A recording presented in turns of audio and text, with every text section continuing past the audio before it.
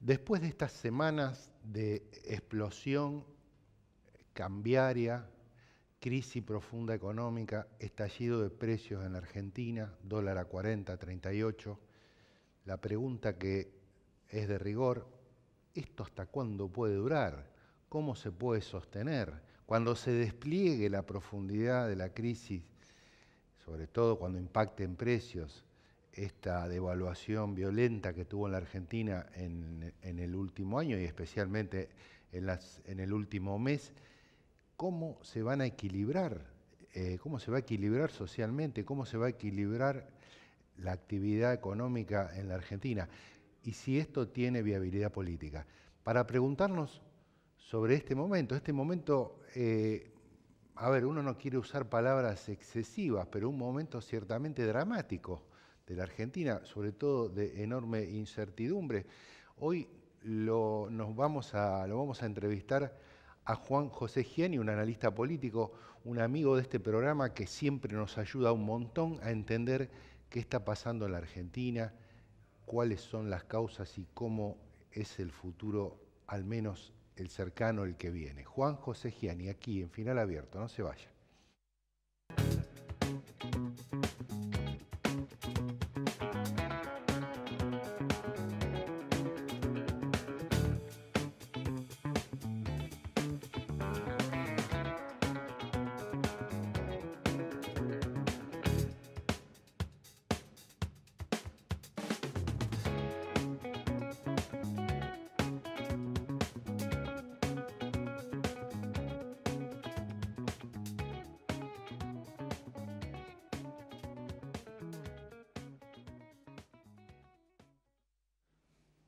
Bueno, aquí entonces en Televisión Regional, en Final Abierto, con la presencia de, yo diría, el invitado más recurrente y más querido de este programa. Juan, ¿cómo te va? ¿Qué tal? Buenas tardes, ¿cómo les va?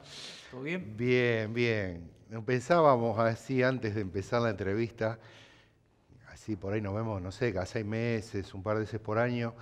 Y claro, uno se ve y un poco le viene el recuerdo de lo que charló la última vez y la Argentina va cambiando mucho. Es decir, lo que parecía imposible sucede, lo imprevisto. Creo que la última charla fue alrededor de esa situación del macrismo bastante consolidado en octubre del año pasado, aún luego de haber aplicado políticas contrarias en gran medida a su base electoral, consiguió en octubre del año pasado un grado de legitimación muy importante y ahora se le descalabró todo, aunque hay miradas que dicen, no, en realidad todo esto está hecho a propósito, ¿no? También forma parte.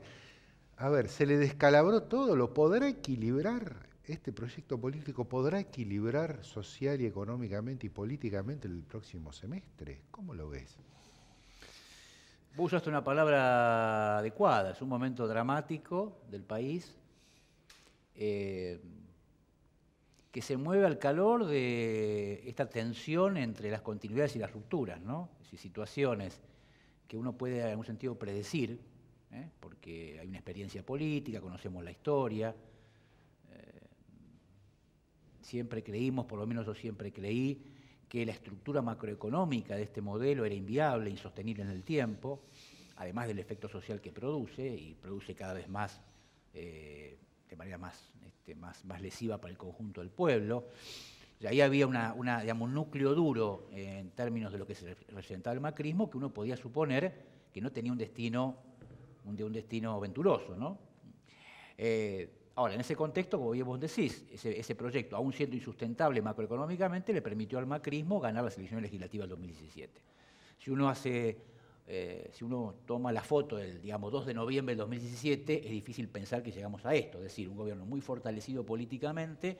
Yo creo que sobreestimado ese triunfo, en el sentido de que no se advertía que había un subsuelo de malestar social que se iba acumulando, que se manifestó en la reforma previsional, ¿te acordás? Claro, dice, te hago un pequeño paréntesis, te voy a hacer un elogio. En aquel momento vos decías, no subestimar al macrismo, tampoco sobreestimarlo ahora. Sobreestimemos su triunfo, ¿no? Claro. Ni subestimar su poder, ni sobreestimar su triunfo, que fue lo que pasó. Yo siempre pensé que esa sobreestimación le iba a llevar a cometer errores, cosa que efectivamente ocurrió. Sobreestimó su triunfo. pero efectivamente era una situación de holgura política, ¿no? Después de las legislativas. Ahora, evidentemente, de esa foto a la actual han pasado muchas cosas, y una de las cuales pasó, que charlábamos un poco fuera de cámara, es que efectivamente esa insustentabilidad macroeconómica, uno suponía que iba a tener un mayor nivel de perdurabilidad, es decir, que le iba a permitir al gobierno llegar al 2019, no digo digamos, con chances intactas, pero al menos más competitivamente. Eso no ocurrió así, el sobreendeudamiento estalló, y entonces a partir de allí una serie, digamos, de errores, ¿no? De impericias. Yo no soy de la tesis conspirativa de que esto estaba todo previsto, ¿no? Todo a propósito para llevar al dólar a 40 y que no nos demos cuenta. Creo que uno veía una sensación de zozobra, de precariedad, de mal, digamos, de orfandad política en estos días muy fuerte. No creo una especie de teatralización, una enorme teatralización política del macrismo. Creo que hay una sensación de... Hay teatralización en las intervenciones del presidente, de todos modos, ¿no? Sí, pero yo creo que esas teatralizaciones que la opinión pública tomó muy mal, ¿no? Es decir, que el presidente cometa la sucesión de errores que cometió haciendo 2 discursos absurdos, también indica una sensación de, digamos, de precariedad política. Claro. Nadie comete semejante error cuando tiene un cierto plafón para presentarse públicamente. Entonces, yo creo que esos errores son consecuencias de una sensación, digamos, de zozobra. De zozobra, de precariedad, de desorientación, de incertidumbre, ¿no? Yo creo que efectivamente, yo creo que es cierto que en el macrismo hay como 2 almas. Yo digo, hay 2 almas. Hay un alma, que es el alma, vamos a llamarle el alma CEO, por decirlo de alguna manera, que es la idea, digamos, es un conjunto de negocios y la búsqueda de cierto, digamos, esto se llama conflicto de intereses, es decir, hay un alma que tiene que ver con la manera en que mis socios económicos lucran con este proyecto. Sí, poniendo el pie directamente adentro de la estructura del Estado para... El famoso ejemplo más claro es cuando el Banco Central le vende 750 millones de dólares a la banca Morgan, ¿no? Uno tiene que sospechar que ahí hubo connivencia económica, ¿no? Obvio. Ahora, información privilegiada que sale un poquito antes. O los aumentos tarifarios para las empresas eléctricas. Hay un conjunto de negocios del macrismo que han sido beneficiados de manera, en un punto, escandalosa en estos años. Eso es cierto, ese aspecto existe. Ahora, existe otro, de que Cambiemos intenta hacer un proyecto político perdurable. Entonces tienen que articular o equilibrar esa voracidad empresarial con cierta lógica de la hegemonía política. Y esas 2 cosas siempre están presentes. Entonces, yo creo que no es una o la otra, ¿no? ¿Son un grupo de empresarios voraces que quieren hacer negocios o son un grupo político de ineptos? Ni una cosa ni la otra. Es un grupo político que intenta perdurar, entonces se preocupa cuando la gente le cansa al presidente el GI del verano, claro. Y un grupo de empresarios que en algún sentido no están tan preocupados por eso. Esas 2 almas funcionan, digamos, permanentemente, ¿no? Y ahí están las tensiones y las interpretaciones, ¿no? Uno podría decir, bueno, en realidad lo que es permanente en el poder, tal vez no es Macri, sino un modelo económico. Es decir, que Macri fue una especie de expresión, en algún punto también inesperada, en el 2015, y que por ahí el círculo rojo... Clarín, la Embajada, AEA y algunos más, fueron por Macri porque Macri prosperó, digamos, podrían haber ido por otro. Se puede mirar la cosa así un poco tan, no sé si mecánicamente, digo, Macri como expresión circunstancial, y que si se agota lo de Macri ahora rápidamente, ese círculo rojo va a salir a reconstruir otra figura que lo suceda sin modificar sustancialmente los profundos cambios regresivos que está llevando adelante Macri ahora. Y además, si eso le es factible, porque tampoco le es fácil, digamos, ¿no? Yo creo que acá hay 2 cuestiones importantes, Rodolfo, que para mí son de más la duración. Por empezar, Cambiemos es un proyecto, y Macri como líder, a un líder cuestionado, pero sigue siendo líder de ese espacio político, es una fuerza política que está expresando ciertos valores permanentes de la Argentina. Quiero decir, que en un contexto de enorme dificultad como el actual, Cambiemos siga conservando más o menos, punto más, punto menos, 1/3 del electorado, es muy llamativo. Es más, uno debería pensar que esa adhesión no es económica, o es no solo económica, o es más que económica. Ideológica, cultural. Tiene que ver con valores, valores que si uno mira la historia de la Argentina, vienen de larga data, ¿no? Es decir, Claro. uno encuentra esa especie, uno puede ser, para simplificarlo, especie de antiperonismo, ¿no? La Argentina antiperonista existió fuertemente en el momento de apogeo de Perón, para simplificar. Entonces, ahí hay una base electoral que refrenda su adhesión en un contexto de tempestades y de desesperanza económica. Sin embargo, no parece... Esa base ha sido interpelada por Macri y esa interpelación permanece. continúa. Bueno, yo tengo la bola de cristal, pero me atrevo a suponer que eso va a perdurar incluso en el 2019. Aún con la profundización del Sí, deterioro. salvo que entremos en una crisis institucional, ¿no? Una especie de deriva ya insalvable, y bueno, allí veremos. Pero como pronóstico no me atrevería a suponer que aún la vigencia de este plan económico del FMI, que para el país es desastroso, va a erosionar decisivamente ese núcleo, por una cuestión, primera parte. Y la segunda, que para mí, Rodolfo, es muy importante esto, hay un contexto geopolítico que nunca hay que olvidar. Es un contexto geopolítico donde los Estados Unidos vuelven a interesarse por América Latina, a Estados Unidos le preocupa la avanzada China en América Latina, y a Estados Unidos le preocupa la posible reaparición del denostado populismo. Eso en la Argentina tiene un nombre y apellido, todos sabemos, se llama Cristina Fernández de Kirchner. Entonces, en Brasil se llama Lula. En Brasil se llama Lula, en Ecuador se llama Correa. Evo Morales. Ese fantasma, ese espectro, está siempre presente. Eso nunca hay que olvidarlo, está siempre presente. ¿Qué quiero decir? Si este gobierno es un gobierno que termina muy mal en el sentido de una crisis institucional, o muy mal con un nivel de malestar social enorme, la percepción de los sectores dominantes, tal vez falsa, pero existente, es que lo que va a pasar es que vuelve lo peor. ¿Quién es lo peor? El populismo, Cristina, claro. ¿No? Entonces, hay una visión geopolítica que para mí no es de corto plazo, es de mediano y largo. Bueno, el problema es que... eso el macrismo lo utiliza como mecanismo de apoyatura. Por eso el Fondo Monetario le da un préstamo del cual no hay antecedentes. ¿Por qué? Pues son dadivosos. No, porque tienen miedo suponen de que hay una ficha que no se puede caer. Y agrego, yo no soy economista, pero diría otra cosa que no es desdeñable. En el contexto del capitalismo global, si una pieza como la Argentina se cae, hay un efecto dominó. Desde el punto de vista de la lógica del capitalismo, no desde el punto de vista de la geopolítica, el populismo. Claro. No, fíjate el caso de Turquía. Es decir, es un momento, el capitalismo global, donde si una pieza como la Argentina, que es como el segundo país de América o el tercero con México, entra en una crisis sistémica, eso no es, su impacto no es de impacto cero respecto del contexto regional. Entonces, esas dos variables, yo creo que a Cambiemos es como un capital de Cambiemos, un capital que para el país es negativo, sí. Es calamitoso, pero para su propia perdurabilidad como proyecto político es un haber, digamos. Yo pienso el miedo, es tan equiparable, ¿no? El miedo del imperio, digamos, a los populismos con la Guerra Fría de hace 50, 60 años, post-Cuba, etcétera, pero en aquella época venían inversiones, Alianza para el Progreso, en fin, toda esa cosa de morigerar las diferencias, y ahora lo que se hacen se agudizan, o sea, estamos peor que... Yo creo que lo que de alguna manera no encaja en este análisis, por decirlo de alguna forma, es que la receta elegida va a producir sí o sí un nivel de conflictividad social enorme.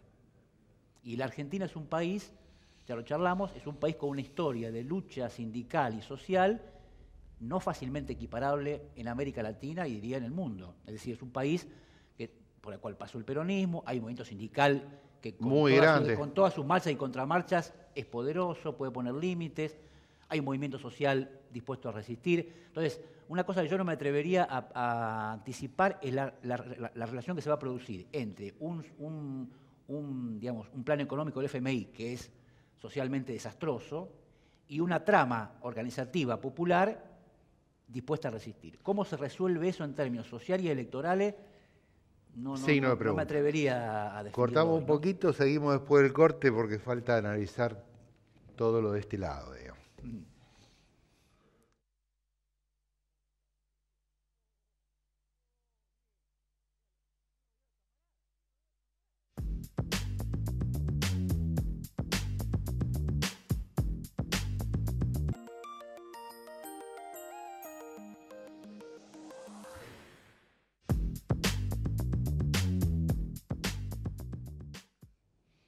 Bueno, seguimos acá en Televisión Regional, en Final Abierto, siempre agradeciendo, por supuesto, a esta casa que nos da la oportunidad de llevar adelante esta experiencia que ya anda por su 8ª temporada. Con Juan, entonces, habíamos pensado un poco en el bloque anterior todas las cuestiones que tienen que ver con este fallido bloque de poder, en todo caso fallida gestión político-económica del bloque de poder. Y ahora digo, ¿y de este lado qué pasa? ¿No? Porque ahí persisten dudas, persisten preguntas que no están contestadas. Esta idea del candidato, de la emergencia de un candidato, como si fuera algo medio del orden de lo providencial, que de pronto te aparece alguien que te sintetiza todo eso, o si la síntesis de todo eso, cuando digo todo eso digo sectores del peronismo y otros sectores opositores por ahí no peronistas que podrían converger en una opción para ganar las elecciones del año que viene, esa unidad parece como que puede llegar en cualquier momento porque las condiciones están dadas, pero sin embargo por ahí no llega. Digo, porque claramente hay un sector del peronismo que ya lo dice abiertamente y efectivamente lo va a hacer así, de un sector del peronismo que va a impulsar una tercera opción con un candidato conservador, un Salta, un Córdoba, un Pichetto, bueno, esa línea, y todo lo demás, cómo se une o qué condiciones necesita. Cristina Kirchner, el factor Cristina Kirchner en todo esto, ¿cómo lo ves? Y es complejo, eso también favorece la chance del gobierno, ¿no? Es un gobierno que está muy debilitado, que no va a llegar bien a las elecciones. Vos fíjate que ellos mismos están diciendo, sus propios análisis indican que el 2019 también va a ser un año recesivo. Es muy difícil que un gobierno gane una elección presidencial después de 2 años de recesión. Sí, por lo menos 3 puntos este año y el año que viene capaz que otros 3 difícil. o más, Entonces, no se sabe. va a llegar, digamos, debilitado, magullado. Ahora, en cualquier caso, eso no debe llevar, me parece a mí, a subestimar la situación. ¿A qué voy? Efectivamente, en la Argentina hay que construir una gran coalición opositora, y ya no solo para ganar, sino para gobernar lo que viene. Teniendo claro qué haces con eso después. Porque la herencia que nos va a dejar este gobierno es una herencia, esta sí es una herencia, va a ser la herencia recibida, ¿no? Porque el acuerdo con el fondo está. Esto es solo para tomar el caso más emblemático, de una herencia que va a ser muy gravosa. Entonces, la coalición de gobierno que intente transformar, y no solo administrar de otra manera esta herencia, requiere un arco social y político muy, digamos, muy generoso. Pero no gatopardista, ¿no? Atención, generoso, pero en base a una serie de principios alternativos a esto. Tampoco la generosidad, digamos, vacía de programa, ¿no? Un programa que va en otra dirección, pero una gran generosidad política. Ahora, esa construcción es difícil. Es difícil, ¿por qué? Y bueno, por distintas razones. Una, yo diría, está claro que hay un sector del peronismo que está, yo diría, socialmente estigmatizado y por buenas razones, porque ha sido indulgente con el macrismo. Esto es así, ¿no? Entonces claro. son dirigentes que Continúa haciéndolo, sí, claro. Digamos que han tenido actitudes complacientes, en muchos casos cómplices. Entonces uno puede dudar de su convicción respecto de transitar otro camino, ¿no? Entonces eso es así. Ahora, el kirchnerismo también está en problemas, ¿no? Porque efectivamente el kirchnerismo no ha logrado reconciliarse en un sector de la sociedad, eso es así.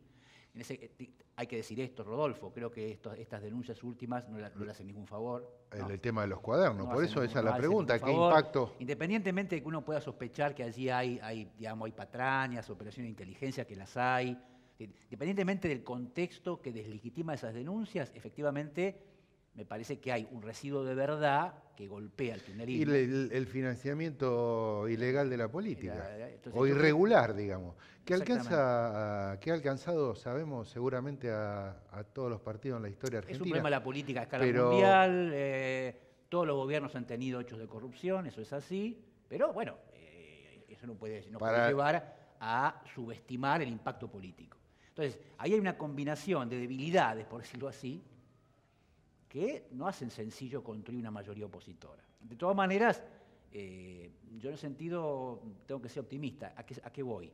Yo creo que en la Argentina va a haber, y cada vez más va a haber, una demanda de unidad contra esto. Yo creo que hay una relación entre demanda social y dirigencia política que yo tiendo a pensar que se va a resolver favorablemente. ¿Qué quiero decir? Que efectivamente va a haber va a haber una creciente vocación por pedir una unidad opositora competitiva. Bueno, pues si puede pasar que la dirigencia la desoya, digamos, resuelva mal esa demanda, puede pasar, puede ocurrir. Yo tiendo a pensar que no, que va a haber una especie de inercia, por llamarlo de alguna manera, de una inclinación, de un reclamo a construir un camino opositor alternativo que pueda terminar con esta gestión en el 2019. Pero efectivamente, bueno, no puedo desconocer que hay ciertos obstáculos que hoy lo dificultan, ¿no? Claro, uno dice, bueno, Cristina, su figura 25, 30 puntos, digamos, a nivel nacional, y para gobernar necesita 25 puntos más o 20 puntos más. Sí. Si pones en el acento en satisfacer esos otros 20 puntos que te faltan, por ahí descuidás los 25 de Cristina. Y si haces pie sobre los 25 o 30 puntos de Cristina, por ahí descuidás los 20 que te faltan y es como esa intríngulis, ahí estamos ¿no? en el terreno yo diría, del diseño electoral, ¿no? Porque eso tampoco hay que desconocerlo. ¿El problema cuál es? Que yo solo puedo describirlo como un problema. La diferencia que hoy existe entre Cristina Fernández y cualquier otro candidato opositor es enorme. Enorme en estatura, sí. Pero además en capacidad de construir un consenso electoral mínimo. Si bueno, vamos a una competencia con una fuerza, como Cambiemos, que ya dijimos, tiene un piso que yo creo que no se va a erosionar en torno a un 30%. Entonces, en la Argentina no hay hoy una emergente electoral de esa densidad, me refiero a Cristina Fernández. Sí. Ahora, también es cierto que es una figura que genera reacciones, que entorpece acuerdos, que ha tenido dificultades para recomponer puentes. Ahora, eso tampoco es un escenario estático. ¿Qué quiero decir? De aquí hasta las elecciones falta un año. O sea, ahí se pueden hacer cosas para reparar. Claro. ¿No? Es decir, esto no es. Este análisis que hacemos hoy es en principio de septiembre.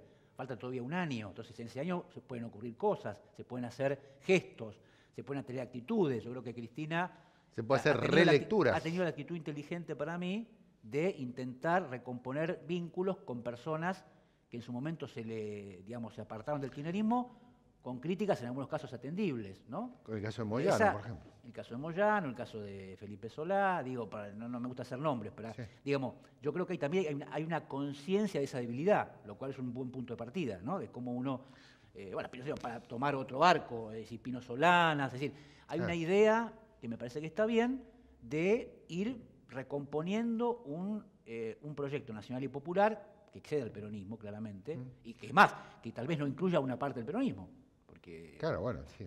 Uno puede tener dudas de qué van a hacer ciertos grupos del peronismo Juan, que se sienten más cómodos con Macri que con el kirchnerismo. Para terminar, Juan, algunos dicen, yo creo honestamente, honestos opositores que desean fervientemente la construcción de una alternativa superadora a este proyecto, dice, y lo que pasa es que si vos la ponés a Cristina, se la dejás servida para que te armen ellos el esquema que ya te armaron y sería una trampa. Digamos, parece un argumento... y es una duda razonable. Es una duda razonable que no tiene una respuesta por hoy, ¿no? Sí, sí. También, eso es una duda razonable, yo también, y esto no puedo no decirlo, a ver... La situación que va a dejar la Argentina es una situación que va a requerir yo diría, de cierta consistencia como estadista y de cierta experiencia, firmeza ideológica que no abunda. Entonces, eso también hay que tenerlo en cuenta. Es decir, está esto que vos decís y es cierto. También está esto otro, ¿no? Es decir, ¿en quién vamos a depositar la desastrosa Argentina que nos va a quedar, ¿no? Entonces eso en un sistema presidencialista. Requiere talentos que no están en el mercado de manera abundante, ¿no? No abundan. Bueno, Juan, te agradezco mucho. Gracias a ustedes por la invitación.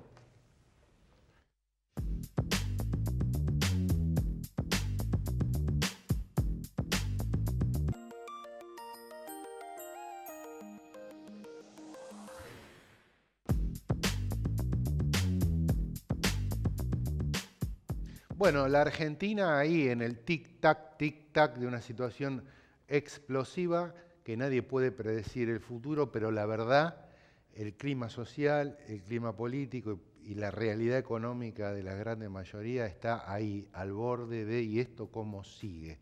El gobierno mostrando una enorme ineficacia en leer esta situación y dar una respuesta.